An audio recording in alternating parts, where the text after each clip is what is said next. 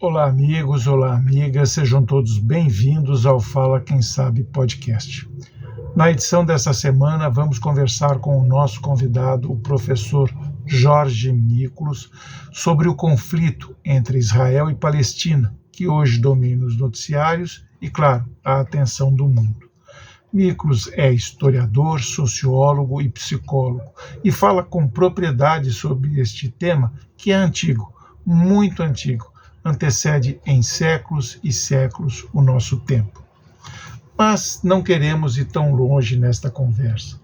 Vamos analisar a situação a partir de 1947, ano em que a Assembleia Geral das Nações Unidas, então presidida pelo chanceler brasileiro Oswaldo Aranha, impôs a partilha da Palestina, criando dois territórios, um palestino e outro judeu. Os palestinos, é bom que se diga, jamais foram ouvidos, ao contrário dos judeus, que sempre tiveram poder e dinheiro, e por isso forte influência. Tanto que em 1948, sem qualquer óbice das grandes potências, Israel declara sua independência. O que se seguiu foram três grandes guerras, uma em 1956, outra em 1967 e a última em 1973. Em todas elas, Israel avançou sobre as terras palestinas, expulsando do lugar os originários da terra. Hoje, boa parte da população palestina se divide em dois pedaços de terra, Cisjordânia e faixa de Gaza. Ambos os territórios são controlados militarmente por Israel. Lá, os soldados israelenses fazem o que bem entendem com os palestinos. A violência e a humilhação é cotidiana.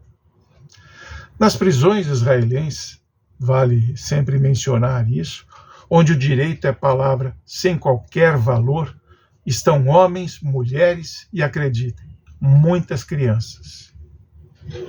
Crianças. A revolta corre no sangue palestino, que vive numa prisão a céu aberto. O mundo sabe, mas finge que não, para não desagradar o mais poderoso aliado do Ocidente na região, que é estratégica. O conflito que hoje assistimos pelas lentes da TV, em transmissão direta e ao vivo, ganhou virulência após o ataque do Hamas ao Estado de Israel. Esta incursão resultou em 1.400 mortos, muitos feridos e mais de 300 sequestrados. Esse ataque surpreendeu as forças militares de Israel, que pela primeira vez falhou na defesa dos israelenses, e ao mundo, que percebia as forças de defesa daquele país como quase intransponíveis. Diante deste cenário, com o orgulho ferido, já era esperado uma reação violenta do Estado judeu, que é comandado por sionistas, uma ala que nunca negou o desejo de expulsar os palestinos de uma vez por todas daquela região. O objetivo desta reação vingativa é fazer uma limpeza étnica e expandir os domínios do país. E, obviamente, com a anuência das grandes potências. Vou repetir, com a anuência das grandes potências. Felizmente, nem todo judeu é sionista, e por esta razão não aprova o genocídio que os colonizadores israelenses estão realizando contra o povo palestino. Só para que vocês tenham uma ideia, as bombas israelenses carregadas de ódio não distinguem casas, templos, hospitais, escolas e nem ambulâncias, e já mataram quase 10.000 palestinos, homens e mulheres, jovens e idosos. E, importante separar e ressaltar, mais de 400 crianças são mortas por dia, segundo fontes independentes, ou seja, que não apoiam nenhum dos dois lados deste conflito. E como se não bastasse, Israel ainda impede a passagem da ajuda humanitária enviada por diferentes países para mitigar a fome, a dor e a sede do povo palestino. Até quando o mundo vai assistir calado este genocídio?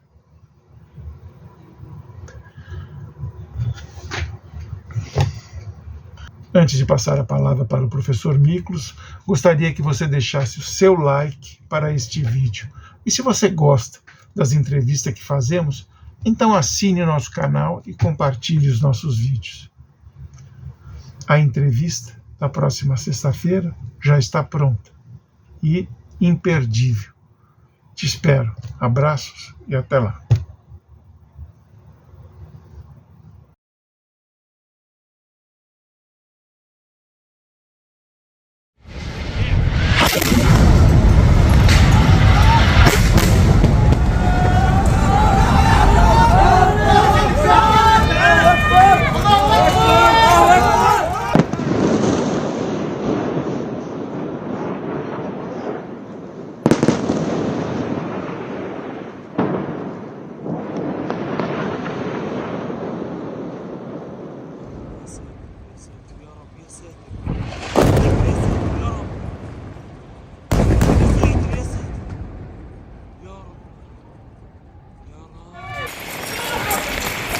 الله أكبر.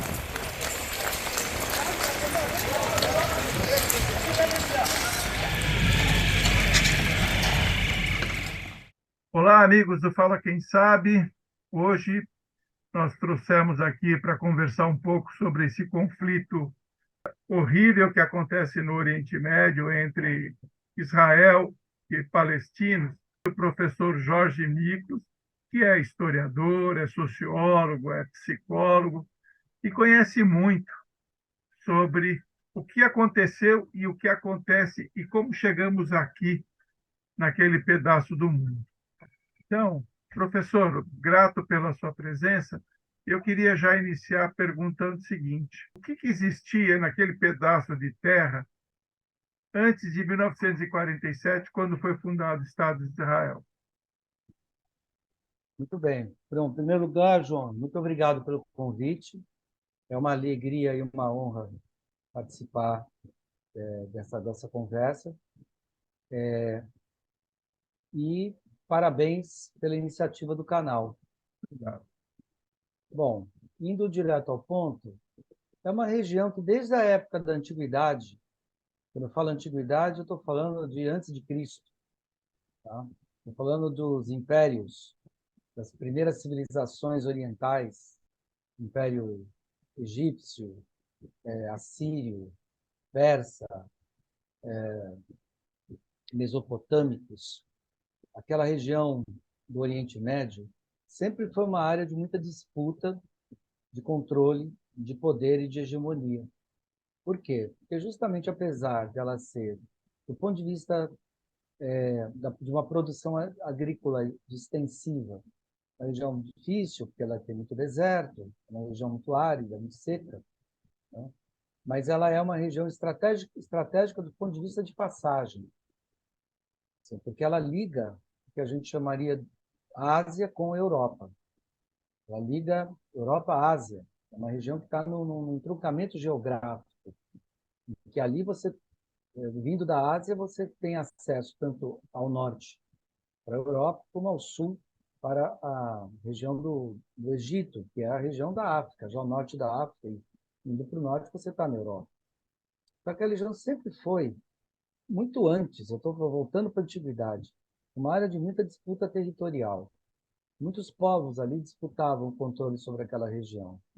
Não é porque ali tivesse um grande potencial agrícola, um potencial pecuário, ou porque fosse muito fértil em termos de produção de metais preciosos, nada disso. Não é nada que a gente vai encontrar aqui, por exemplo, na colonização brasileira, por exemplo, portuguesa. Os portugueses colonizaram o Brasil, que vieram primeiro para o Brasil, depois produção de cana-de-açúcar, e depois café, e tudo, depois encontraram ouro, né, em Minas Gerais.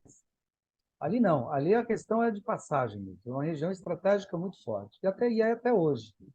E ali você tem ligações, você vai encontrar uma relação, uma fronteira entre um entroncamento, é um rugby, como se fala, né? Entre A Ásia, o Oriente Médio, e a Europa e a África. Então, é uma região que sempre foi muito foco de disputas dos grandes impérios. Todo império, você pode perceber, se você voltar para os livros de história, do ensino fundamental e do ensino médio, vocês vão ver que os egípcios queriam controlar aquela região, os gregos queriam controlar aquela região, os romanos queriam controlar aquela região, os assírios queriam controlar aquela região, os persas controlavam aquela região, né? Hammurabi, enfim, né? E Ciro o Grande da Pérsia. Então, o cativeiro da Babilônia, tudo isso, inclusive, está nos registros míticos do Antigo Testamento. Então, é uma região, uma forte disputa geopolítica, desde a antiguidade. E com a chegada da Idade Média, surgimento do Islã e depois o surgimento da modernidade, não é diferente. Ainda é um foco muito grande, né? Ali é uma região que a gente poderia chamar de Eurásia, porque ela liga a Europa com a Ásia. Então, pegando a história das grandes civilizações, desde a antiguidade até tempos atuais, sempre foi foco. E mesmo agora, né, no mundo moderno, quando surgiu o neocolonialismo, o Império Britânico ocupou aquela região, né, a região que é hoje o Estado de Israel, e ficou sob domínio britânico durante muito tempo, até o final da Segunda Guerra Mundial, quando então foi criado o Estado de Israel.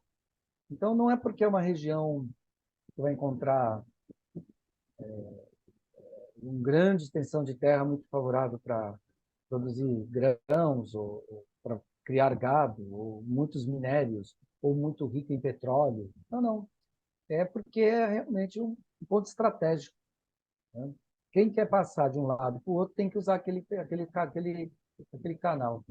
Então, controlar ali é meio que estar controlando o que está acontecendo no centro do mundo, né?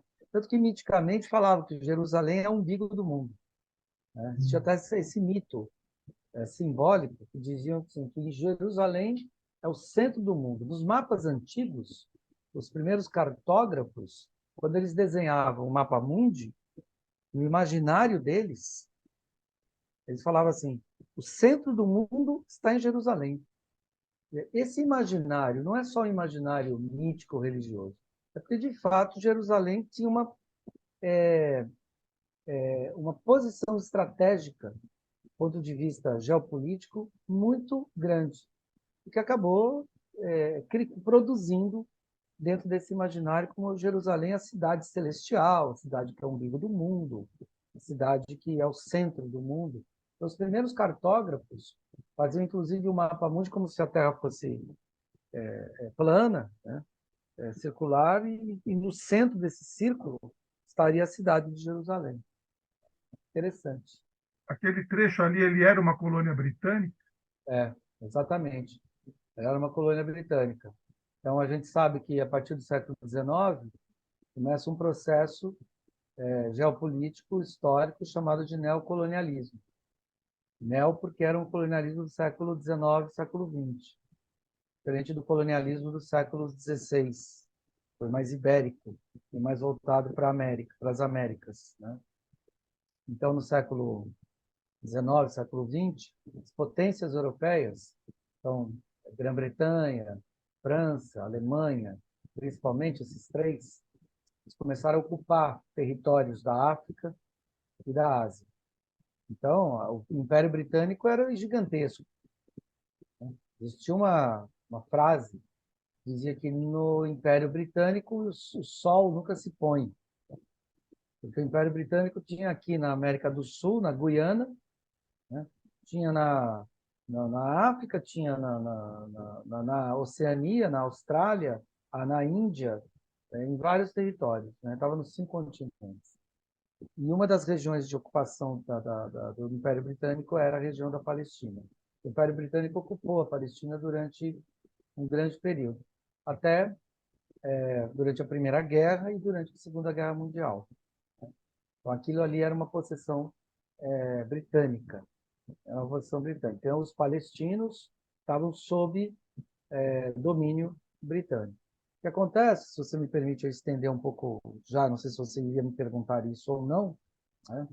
O que acontece? Muito embora a região fosse domínio britânico, então ele estivesse sobre a soberania britânica, então os palestinos não tinham soberania sobre o seu Estado nacional, né, porque era uma colônia britânica, então não havia soberania do ponto de vista do direito internacional, não havia.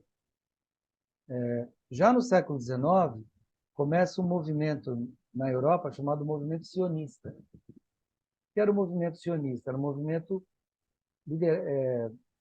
feito por lideranças judaicas na Europa, nos Estados Unidos, e tinha como objetivo reconquistar a Terra Santa, ou seja, criar o Estado de Israel, criar um Estado judeu, criar ocupar, e tinha que ser ali, naquele território onde estava Jerusalém. Criar um Estado judeu ali. Isso começou no século XIX. O movimento sionista começa lá. Começam articulações, conversas, influências políticas, geopolíticas, desde então. Esse movimento ele surgiu já no final, isso certamente surgiu no final do 18, mas já no 19 ele ganha consistência. Né? Era um projeto de poder, de hegemonia, e que tinha como meta a criação de um Estado judeu em Israel. Por quê? Porque os judeus tinham sido expulsos do seu território no ano de 70 da era cristã pelo Império Romano. Então, lá atrás, na Antiguidade, o Império Romano havia dominado aquela região, feito um domínio político e militar naquela região, e houve muitas revoltas, houve muitas rebeliões, e, enfim, no ano 70 da era cristã, bem no início, portanto, da era cristã, quando o cristianismo nem era uma realidade ainda, o Império Romano decidiu liquidar o Estado de Israel. Falou assim, nós vamos fazer com que esse pessoal suma do mapa. Né? Então, eles expulsaram todos os judeus de lá, à força, pelo uso militar. E aí começou um longo período, foi longo nisso, chamado diáspora, a diáspora judaica, em que os judeus foram, para sobreviver, foram obrigados a sair do Estado de Israel. E muitos ocuparam, muitos foram para o norte da África, muitos foram para o sul da Europa, muitos foram para o norte da Europa. Daí, inclusive, a diferença entre o judeu askenazi e o judeu sefradita. O judeu askenazi é o judeu que vive no norte da Europa, aquela região do leste europeu, que é Alemanha, Polônia, né, Rússia. Então, as comunidades judaicas askenazi ali. E os sefraditas no sul da Espanha e norte da África. Esses são os judeus das diásporas, que foram para lá. Então, voltando, no século 20, 19 e 20, essas comunidades judaicas que viveram durante muito tempo isoladas, decidiram se aculturar, decidiram ir para cidades, começar a ocupar espaços na vida civil. Então, muitos judeus começaram a se tornar médicos, cientistas, pintores, artistas, escultores. Um deles, que eu cito por proximidade intelectual, é o Freud. Né? Freud, fundador da psicanálise, era uma família judaica, vienense, um judeu askenazi. Então, João, terminando, só para concluir a tua questão, que é bom para o nosso ouvinte entender. Então, no século XIX, esses judeus que tinham sido os descendentes longevos da diáspora dos anos 70 lá, eles decidiram voltar. Eles começaram a fazer pressão internacional nos fóruns, na imprensa, nos governos. E nós temos que criar o Estado de Israel. E aí, por essas coisas que a gente chama de enantiodromia, ou seja, enantiodromia é a força do contrário, ou seja, aquilo que é feito para ir para frente acaba vindo para trás, né? Porque vindo para trás acaba indo para frente. Veio a Segunda Guerra Mundial, veio o antissemitismo e veio, como todos nós sabemos, o Holocausto, em que 6 milhões de judeus europeus foram brutalmente, cruelmente e covardemente assassinados em campos de extermínio criados pelo então Estado alemão nazista. Quando termina a guerra, 6 milhões de judeus, saldo 6 milhões de mortos, esse movimento sionista ele ganhou força. Ou nós criamos um Estado de Israel independente, ou o povo judeu irá desaparecer. Então, usou-se como argumento que a criação do Estado de Israel era fundamental para que o povo judeu pudesse ter um local onde eles pudessem recomeçar a sua vida como povo, como nação, e se proteger do antissemitismo. E foi isso que aconteceu. Inclusive, é bom lembrar que o Brasil, na época, foi um dos que foi criado na ONU, né? Isso foi uma decisão criada pelas Nações Unidas, e que o Brasil, com o seu representante na ONU, que era o então diplomata, o embaixador, o Graça Aranha, foi um dos que assinaram favoravelmente a criação do Estado de Israel. Ele presidiu a sessão, inclusive, né? Foi, foi. O Brasil representando os interesses da criação do Estado de Israel, porque há que se entender. Né? Vamos ver, vamos levar em consideração de quem vê as fotos, as imagens, as cenas dos campos de concentração, faria o mesmo, apoiaria. Só que aí tem esse problema, né? Quer dizer, foi criado o Estado de Israel e não foi criada uma solução para quem já estava lá naquele território, que eram os palestinos. Né? Então, o Império Britânico tomou a decisão de tornar o Estado livre, independente, e o Estado de Israel foi criado ali artificialmente, levando em consideração as necessidades do povo judeu, mas não levando em consideração as necessidades do povo palestino. Então, isso foi uma decisão, no meu entendimento aqui, agora eu estou falando no meu entendimento, válida, no sentido do povo judeu, que tem o direito de existir, é claro, ninguém vai discutir isso, porém, não foi dada uma solução, se é que tinha que ter dado uma solução para o povo palestino. Bom, então, e o povo palestino? Já estava ali. É importante dizer que entre esse século XIX e a criação do Estado de Israel, João, os judeus já começaram a ocupar os territórios. Sim. A criação do Estado de Israel não foi feita assim, nesse dia todo mundo foi para lá. Não. Já no final do XIX, durante o XX, antes da Primeira Guerra, durante a Primeira Guerra, durante a Segunda Guerra, muitos judeus começaram a ir para lá. Tanto que havia atentados contra os ingleses, né? Os Sim, colonizadores, promovidos pelos judeus. O Menachem Begin falava isso, né? sim, E ele foi um dos. Agora, por que sim. que não se buscou uma solução semelhante a outros povos, por exemplo, que estão dispersos, os curdos, os armênios? Por que que a solução, a ONU, ela não agiu de forma semelhante com esses outros povos? Puxa vida, João, sua pergunta é muito boa. É como se você falasse assim, por que que essa barbárie, isso foi uma barbárie que fizeram com o povo judeu. Ela foi levada em consideração e as outras não. É, porque fizeram barbárie também com o povo armênio, por exemplo. Sim. Fizeram barbárie com o povo africano.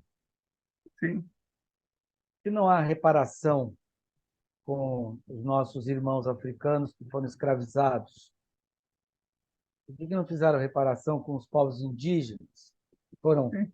e são ainda alvo de genocídio? Por que não fizeram reparação com os curdos, como você bem lembrou, os armênios? Né? Que, aliás, os turcos se negam até hoje que houve um extermínio armênio. Há um Sim. negacionismo assim, chega a ser chega a ser aviltante, né? O governo turco negar que não houve um massacre armênio. Não houve. Olha, eu tenho a impressão, João, que aí é aquilo que a gente chama, nos estudos de ciência política, de que os judeus, apesar da diáspora, eles são muito organizados, sempre se organizaram muito, né? E eles têm influência. Esse movimento sionista, ele tinha influência.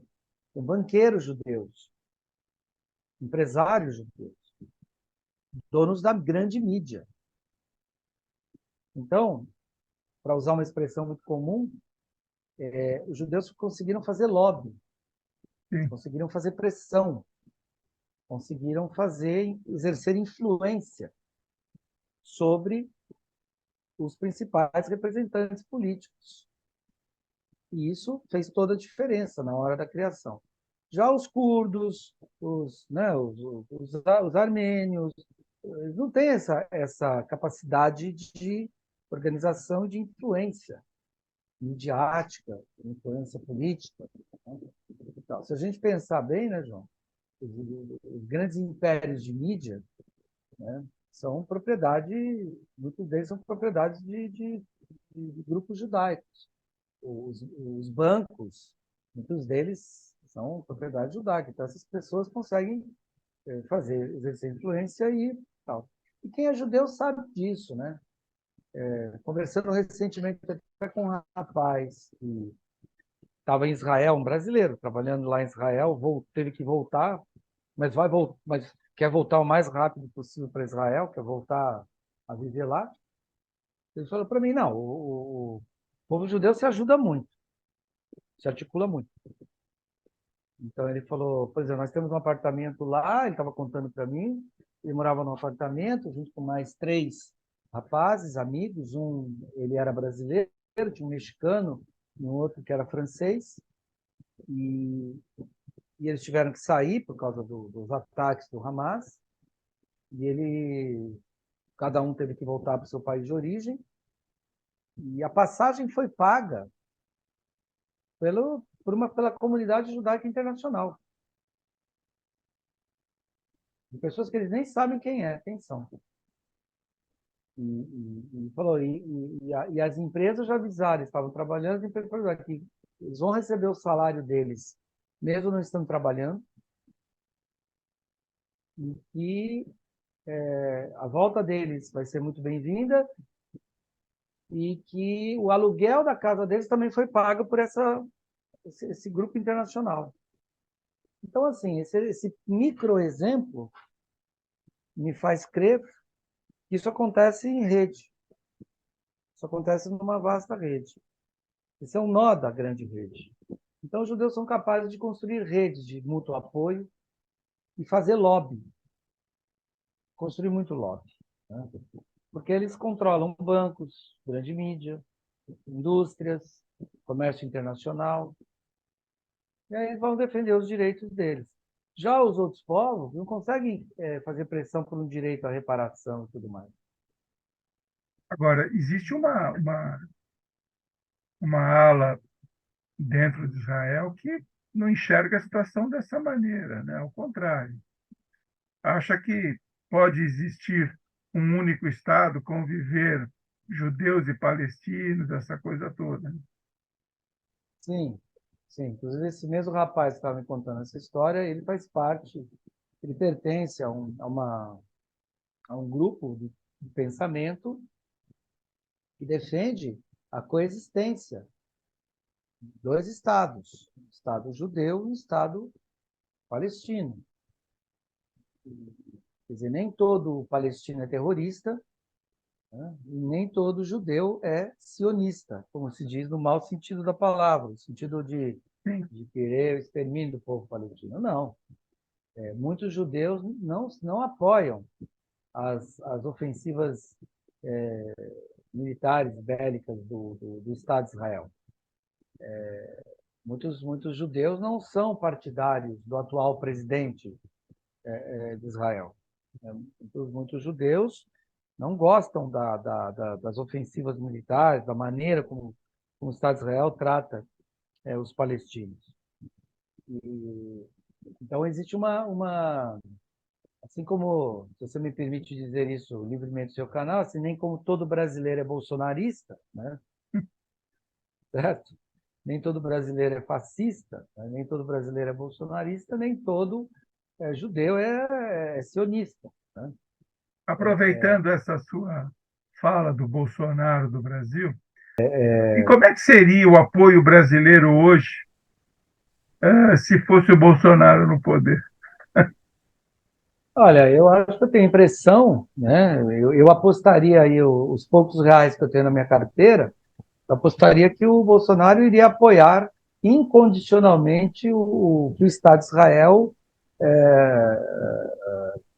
criasse uma ofensiva militar de guerra contra o Hamas, mas também contra o povo palestino desarmado, né? Sim. Ou seja,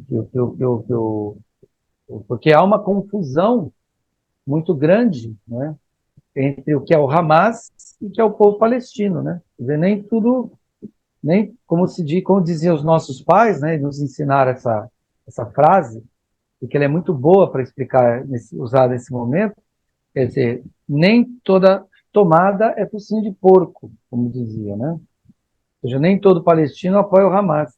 Mais ou menos assim, né? Por exemplo, eu estou morando no Rio de Janeiro agora, como eu te falei nos bastidores, né? Aqui, muitos cariocas vivem sob o domínio das milícias, né? Muitos cariocas nas comunidades vivem sob o domínio das milícias, né? Agora, nem todo carioca é miliciano. Não, Então, aqui no Rio sem de dúvida. Janeiro, você tem vários territórios que são controlados pelas milícias Não, obviamente, a gente por, sabe disso. por, por livre espancada pressão, e não tem essa. Então, da mesma maneira que aqui no Rio você tem vários territórios controlados pelas milícias, lá na faixa de Gaza você tem o controle do Hamas, que controla pela arma, pela força. Mas aí eu acho que existe uma diferença. Nós temos um país que nunca foi um país, mas foi uma área designada para a Palestina, que foi sendo ocupada gradativamente. Hoje, ela se restringe se equivale a alguns bairros aqui de São Paulo, né? A violência contra os palestinos, ela é permanente, ela não começou agora, ela é no dia a dia, né? As retaliações são constantes, se derruba a casa, os voos lá.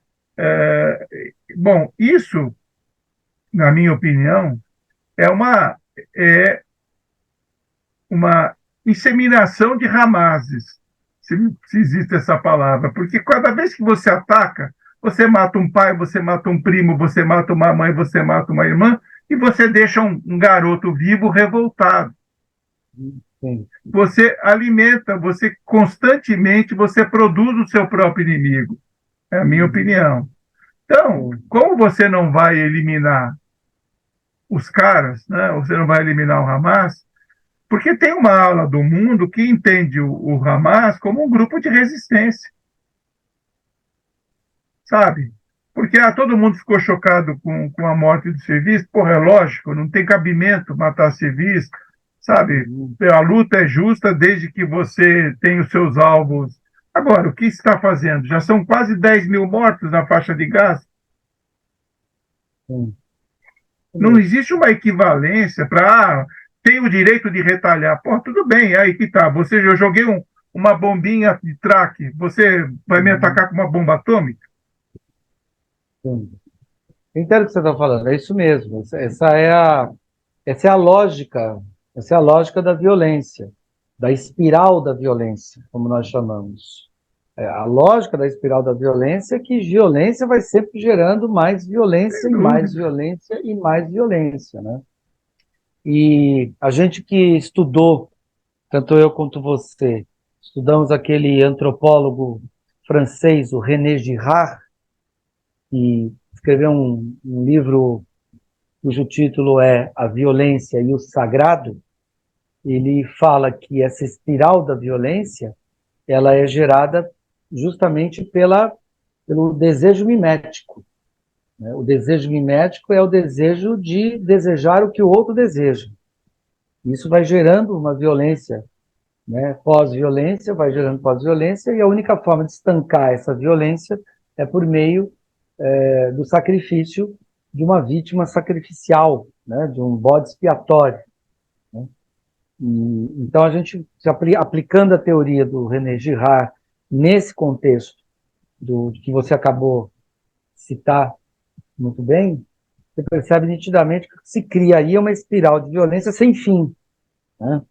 Porque você mata uma família, e uma família gera no outro o ressentimento, o ódio, e ele vai crescer, vai querer, vai ter sede de vingança, e isso não vai acabar nunca mais, né?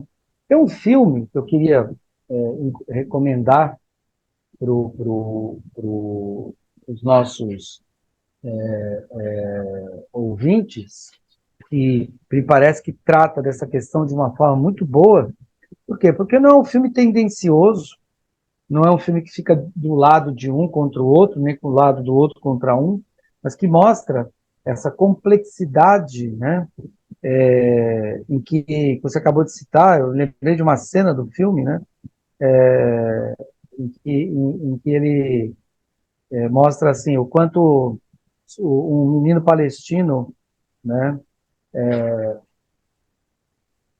passa a ser aliciado para entrar do Hamas, e ele não quer, e ele tenta escapar dessa espiral de violência, ele não quer odiar os judeus, ele não quer, enfim, ele tenta sair um pouco por fora, e mostra essa complexidade, né? E tudo, não é só preto e branco, né? Tem muito tom de cinza, como se costuma dizer. O filme se chama, fica recomendado aí para os nossos ouvintes, o filme se chama Uma Garrafa no Mar de Gaza. Uma Garrafa no Mar de Gaza. É baseado num livro. É baseado num livro. Estou vendo aqui agora pelo meu celular, que está disponível na Amazon, fazendo aqui propaganda do livro. Mas tem um filme também, né? É de Valérie Zanetti, né? Então, o filme ele traça muito bem essa ideia desses encontros e também desses desencontros entre judeus e palestinos naquela região, né? Mostrando que nem todo judeu é sionista, nem todo palestino é terrorista, mas que o sistema gera esse ambiente hostil. E também a gente não pode desconsiderar uma coisa, né? A quem serve, quem se alimenta dessa espiral infinita de violência? Quem se alimenta dessa espiral infinita de violência, como sempre, é a indústria de armas, é a indústria armamentista, é a indústria bélica, né? Quer dizer, para a indústria bélica, a possibilidade de uma paz entre a região é extremamente anti-econômica, impensável. Porque a indústria armamentista, ela se alimenta, né, desse conflito. Então, como ela se alimenta desse conflito, ela também cria as condições para que esse conflito ele não só não se resolva, mas como ele se fique cada vez mais agudo, seja cada vez mais recrudescente. Então, existem tendências aí que também precisam ser vistas, que vão além disso. A gente costuma dizer, né, meu amigo João, que o capitalismo ele cria problemas para vender a solução em Sim. tudo. Essa é a lógica do capital. O velho Marx, né, para ser relido sempre por todo mundo, né? O capitalismo, o dono do capital, ele precisa criar, e se não existe o problema, eu tenho que criar um problema para te vender a solução. Por exemplo, eu tenho que dizer que você está feio para eu te vender uma cirurgia plástica, entende? Sim. E convencer você de que você está gordo para você comprar alguma coisa para você emagrecer. Eu tenho que convencer você de que você está assim, o assado, para você se transformar. Então, na indústria bélica, ela age dessa mesma maneira, né? Para Ela Jorge, vai criar um problema para vender a arma, que é a solução. a, a ONU não tem servido para nada. Eu acho que, para mim, nunca serviu, uma vez que países com veto, né? De que adianta você ter 200 países filiados ao organismo se um diz não, acaba tudo. Mas o que eu quero dizer é o seguinte: você não acha que o mundo vive uma fase de carência de grandes líderes? Né? Essas grandes nações, você teve Churchill, você teve Roosevelt, Stalin, sei lá, você teve um monte de gente que tinha um peso, quer dizer, o cara podia não Fidel ser Castro, santo. Mao Tse Tung, Exato. Gandhi. Hoje não tem nada disso. Você Sim, tem sim. Netanyahu, Bolsonaro, Milley, É. Biden. Uhum. É, isso que você está pontuando já é uma dimensão muito profunda, que vai mais para o campo da filosofia mesmo, né? Campo da filosofia de uma espécie de uma filosofia sociológica, de uma sociologia filosófica. Quem falava muito disso era o Bauman, falecido Bauman, Zygmunt Bauman, né? Quando ele chama o nosso tempo de modernidade líquida, né? De modernidade líquida. Quando ele fala do líquido, Bauman queria se dizer exatamente isso que você disse. Na modernidade sólida, existia uma autoridade, um princípio de autoridade. Ele é ético, moral, político, religioso, espiritual, mas existia uma centro de autoridade, né? Uma autoridade que podia ser racional, carismática, religiosa, mas existia, né? E isso gerava os líderes, né? Isso gerava as grandes lideranças. Fazia parte da cultura, né? Então, teve aí na história grandes líderes messiânicos, por exemplo. Até no Brasil, né? O Getúlio Vargas, né? Juscelino, Kubitschek, né? Acho que Lula ainda é uma sobrevivência, mesmo Sim. que pálida, mas uma sobrevivência dessa época, né? Perón na Argentina, né? O Fidel lá em Cuba, estou me lembrando do mexicano, né? Lá o Cárdenas, né? No Sim. México também. Então, houve um período aí na história que você tinha essa modernidade sólida em que existia esse princípio de autoridade, né? Você podia gostar ou não dela, nem todo mundo podia gostar ou não dela, mas ela existia, né? Então, por isso que o Bauman chamava de modernidade sólida. Com a chegada da modernidade líquida, né, ou com a pós-modernidade, né, o que acontece?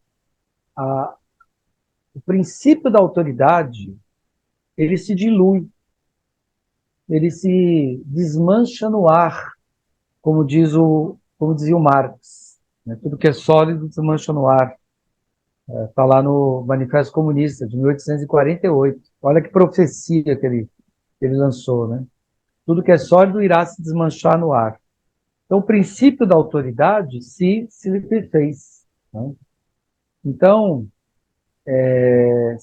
né, tem gente que já fala até de uma modernidade gasosa, ou seja, você não consegue nem percebê-la mais.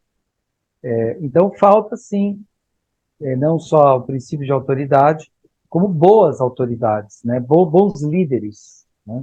Quando eu falo de autoridade, eu não estou falando de autoritarismo, tá? Sim. Estou falando de autoridade no sentido de que, olha, eu lembro do chamarem o Mao Tse Tung de o timoneiro, né? Então, assim, ele era o timoneiro. O Lenin, um timoneiro. Fidel, um timoneiro, alguém que você vai seguir, né? Alguém que você vai. O ambiente da pós-modernidade, da chamada cultura pós-moderna, é um ambiente da fragilidade desses vínculos, né? De uma total relativização de valores. Então, hoje em dia, você não tem esses grandes líderes, você tem microlíderes, né? Por exemplo, o Bolsonaro é um líder, mas ele é um líder muito pequeno, né? Muito, eu falo pequeno no sentido não somente da abrangência que ele tem, mas porque ele é meio ridículo, né? Meio não, totalmente ridículo. Ele, os seus seguidores talvez são mais ridículos do que ele mesmo. Então, é no sentido da pequenez, né, dessa liderança, né, que surge. Pequeno nesse sentido de não, você olhar para aquilo e falar, não dá para comparar com nenhum desses que a gente acabou de citar. Tá? Não dá nem para comparar com um Lula, né, por exemplo, né? No sentido de um estadismo que o Lula tem, né? De um protagonismo internacional que o Lula tem. Né? É o período da modernidade líquida. Agora, diante dessa escassez de líderes, né, que ficou evidenciada na inoperância da ONU nas resoluções ali tentadas e nenhuma aprovada, como é que você acha que a gente vai pôr fim a esse genocídio que acontece na faixa de Gaza? Quem vai chegar e colocar para o Netanyahu, olha, você não vai destruir o Hamas, ao contrário, você vai produzir mais soldados, né? Quer dizer, quem vai ter essa força? Porque, sabe, nem o Biden falando, o Biden queria um corredor para passar os americanos, nem isso ele conseguiu. Olha, eu tenho a impressão, João, que quem vai pôr um fim nisso tudo, quer dizer, primeiro, eu diria que são duas coisas. Um fator que eu chamaria de exógeno e um fator endógeno. Né? O fator exógeno seria mais sistêmico, né? Ou seja, a própria crise tende a. Imagine um incêndio. Imagine um incêndio. Então, no início do incêndio, as labaredas, o fogo está muito alto. Com o passar do tempo, ele tende sempre a se, né, arrefecer. Ele tende a arrefecer. O próprio sistema, todas as grandes crises, elas tendem a arrefecer. Então, é natural do próprio sistema que ele faça isso. Agora, pensando do ponto de vista endógeno, é no sentido de que a própria comunidade judaica vai chegar uma hora e vai dizer assim, chega, já deu. Já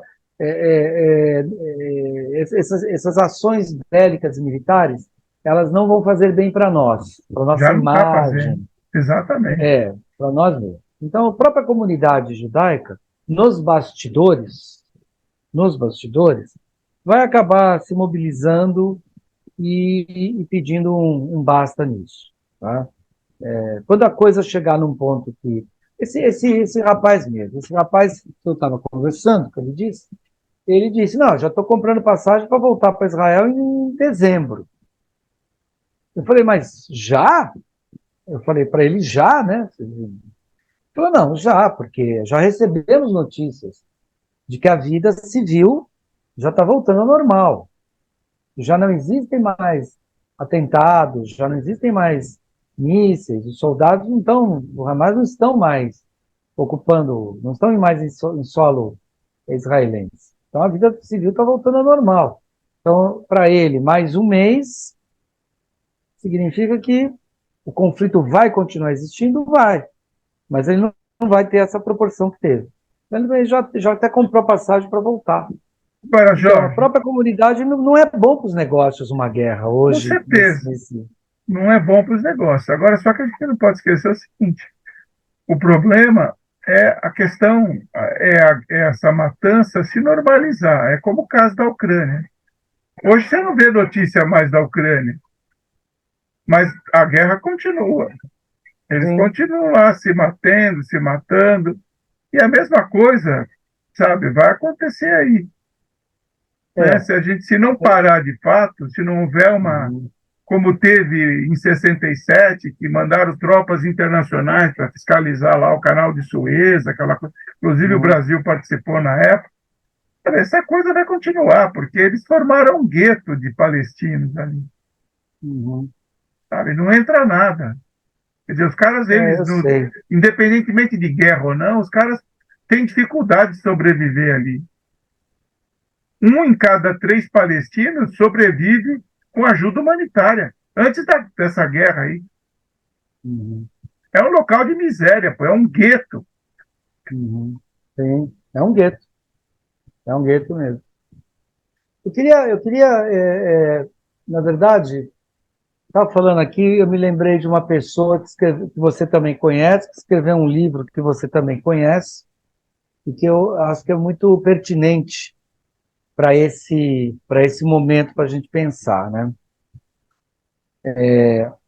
A professora doutora Malena Contreira Conheço, escreveu conhece? Ela escreveu conheço. um livro chamado Mídia e Pânico.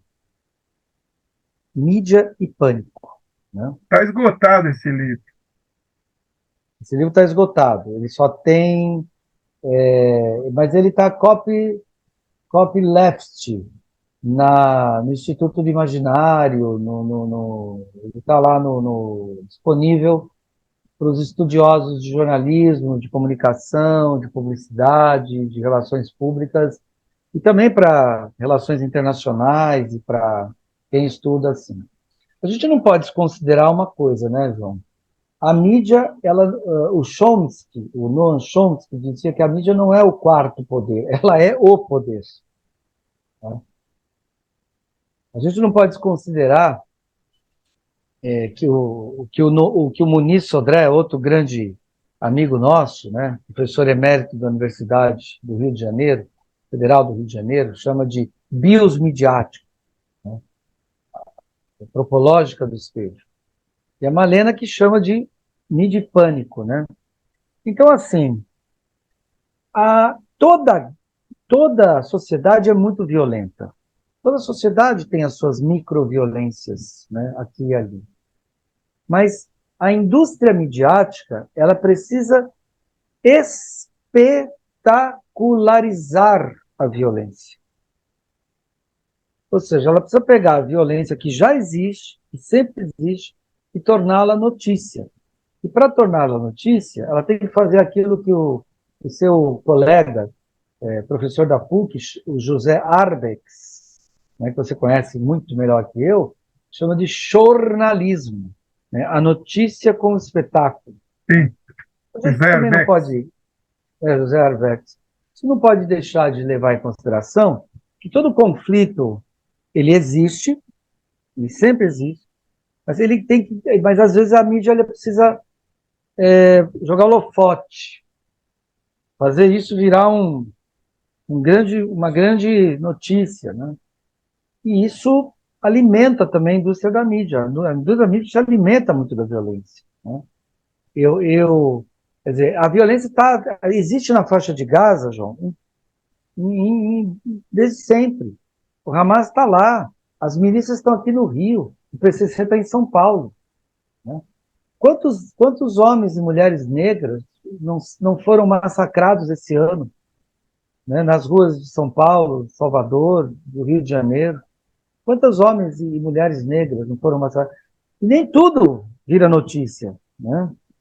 Nem tudo vira notícia. Mas quando vira notícia, então aí a gente se aproveita disso e gera o pânico, né? Então, acho que o livro da Malena, Mídia e Pânico, o livro do Arbex, Jornalismo, o livro do Muniz, né, Antropológica do Espelho, eles nos ajudam a entender um pouco essa espetacularização da violência, né? Essa forma pela qual a violência ela ganha, né, uma coisa importante, vira um empreendimento. Veja só, para que serve o que a Malena vai dizer no livro, né, Mídia e Pânico? Ela vai dizer o seguinte, né? A mídia precisa criar o pânico, o terror. As pessoas têm que se sentir com medo, inseguras, amedrontadas. E isso vai fazer com que as pessoas sirvam aos interesses do fascismo, por exemplo. A gente sabe que o que levou o nazismo ao poder foi o medo. Então se esparramou medo pela Alemanha nos anos 20. Medo do desemprego, medo da inflação, medo do comunismo, medo disso, medo daquilo. Tentou-se fazer isso no Brasil em 2018. Olhar o medo, o pânico, que se, então, o governo petista, se não tiver, ganhasse o poder, as crianças iam receber uma madeira de piroca, A crianças iam ter que ler venezuelização. organização, etc, etc, etc. Então a mídia, eu não estou dizendo que a violência não aconteça, né? Não estou dizendo que a guerra da Ucrânia não aconteça, mas você vê como é que existe uma espiral, né? Quer dizer, ela ganha uma noticiabilidade, de repente todo mundo fala, fala, fala, fala, daqui a pouco se esquece, e aí a mídia sempre vai encontrar outra coisa para noticiar. Mas é sempre no sentido de gerar o pânico, né? Esse livro a Marlene escreveu por ocasião das Torres Gêmeas, ocasião dos ataques das Torres Gêmeas. Me lembro, nós se lembra, nós nos lembramos, lá, 2001. 2001 teve o ataque das Torres Gêmeas, né? O famoso 11 de setembro de 2001. Quem é que lembra do 11 de setembro de 2001? Pouca gente. Mas na época, ficou anos, esse negócio ficou anos repercutindo. Mudou protocolos, mudou a política internacional, mudou uma série de coisas, né? Então, acredito eu que, na verdade, os efeitos da faixa de Gaza vão continuar, infelizmente, que ele alimenta os interesses dos generais coveiros israelenses, alimenta, né, os terroristas e alimenta principalmente a indústria bélica. E aí, criar essa noticiabilidade, criar esse pânico internacional, também é uma estratégia de marketing político. Quem se favorece é quem está querendo vender o problema, aliás, criar o problema para vender a solução. E para a gente finalizar, professor, você acredita na participação de outros atores, como o Hezbollah, o Irã, alguma coisa nessa linha? Acredito que sim, acredito que o Hamas ele tem que ser financiado por alguém. O Hamas ele não sobrevive às próprias expensas, como se diz. Ele precisa ser financiado, precisa ser financiado por alguém. E nesse caso, esse alguém são Estados nacionais que têm interesse em diminuir a hegemonia de Israel no Oriente Médio. Então aí entra o Irã, grupos do Iraque também, ali do Oriente Médio, também ali da região, né, da Ásia do Sul. Acredito que o Hamas e toda essa conspiração aí, ela não se autofinancia, ela precisa ser financiada e sempre tem alguém com o dedo aí financiando para gerar algum tipo de capital político que vai beneficiar alguém, né? E fundamentalmente é isso, quer dizer, a ideia de atingir Israel era uma ideia de tentar diminuir a influência israelense no Oriente Médio, tendo em vista que é uma região muito importante geograficamente falando, como eu disse no início. E como você vê a participação do Brasil e, em particular, do Lula? Olha, do ponto de vista da diplomacia, do ponto de vista simbólico, a participação do Lula tem sido muito boa, muito, muito pertinente, muito de acordo com aquilo que a gente considera o estado civilizatório de um povo, né?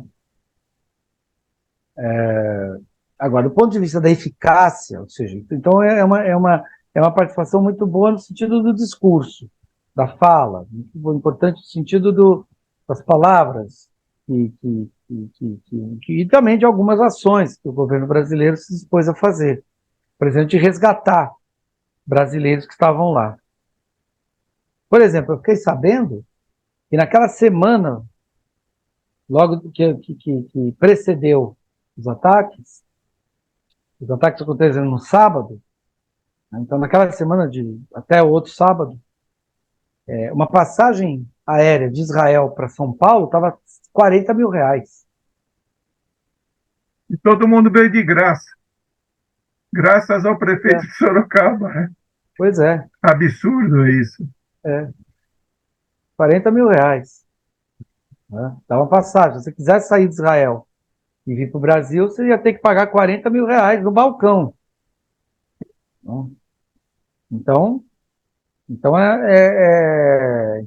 esse tipo de auxílio, de ajuda, de apoio, de amparo é muito importante numa hora dessa. Né? Não percebe também o Biden, esse apoio irrestrito, né? Essa tolerância a essa escalada violenta de Israel, agora por terra, contra os palestinos? Você não acha que ele está se fragilizando cada vez mais politicamente? Olha, é, eu digo o seguinte, né, João? Quando o Biden ganhou a eleição nos Estados Unidos, a gente comemorou muito. A gente até cantou, né, fazendo uma paráfrase, né, da música do Chico Buarque, por ocasião das Revoluções do Cravo, né? Canta primavera pá, cá estou carente, manda novamente algum cheirinho de alecrim, né? No sentido de tomara que os ventos da democracia que estão soprando no norte movam moinhos aqui. E é sempre bom aqui registrar, nessa nossa conversa, que hoje está fazendo exatamente um ano Sim, que o presidente Luiz Inácio Lula da Silva foi eleito no é, segundo turno no Brasil.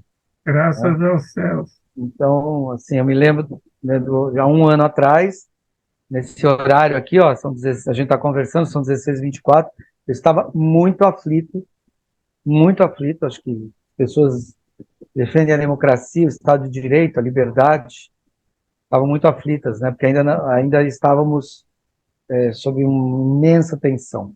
Né? Então, acho que quando o Biden venceu as eleições dos Estados Unidos, a gente comemorou muito. Inclusive aqui nós brasileiros, nós achávamos que, puxa, tomara que esses ventos do norte soprem e nos tragam os ventos da liberdade. Né?